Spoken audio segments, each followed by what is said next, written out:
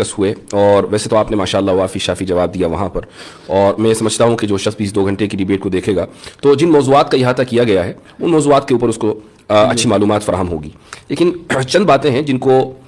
Time کی limitation کی وجہ سے, اور جو اس وقت جو وائب رہتی ہے اس میں آپ کو 5 باتیں کہنی ہے, ٹائم کم ہے, اس میں سے 2 باتیں آپ نے کہہ دی اور 3 باتیں رہ گئی, تو اس لیے پوسٹ ڈیبیٹ انالیسس کا یہ فائدہ ہوتا ہے کہ جو بات رہ جائے اس کو بعد میں ذکر کر دیا جائے. جاوید صاحب نے ایک بات کہی, اور وہ یہ کہ مذاہب کی تاریخ چند ہزار سال سے زیادہ نہیں ہے, یعنی وہ 7-8 ہزار سال, اور انسان اس سے پہلے کا ہے, اور یہ جو مذاہب شروع کیے ہیں یا تعلیم یافتہ لوگوں نے کیے ہیں, لیکن ساتھ میں انہوں نے جو اس کا ایک چیز ایڈ کی ہے وہ یہ کہ مذہب ایک عرصے تک رہا اور اس کے بعد وہ ختم ہو گیا, پھر دوسرا مذہب آیا, پھر تیسرا مذہب آیا. اس سے یہ پتہ چلتا ہے کہ خدا فانی ہے. جی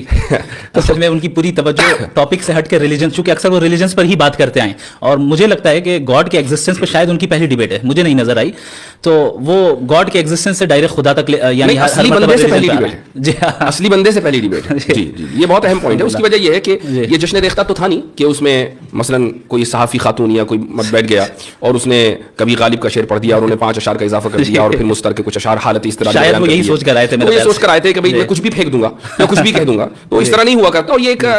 good lesson has been learned, جتنا صرف ان کے ذریعے بلکہ جتنے بھی لوگ تھے کہ جو الہاد کی طرف سے پیش ہوئے تھے آڈینس میں, ان کو بھی یہ پتہ چل گیا کہ اہل مذہب کے پاس جو مقدمہ ہے وہ بہت اسٹرانگ ہے.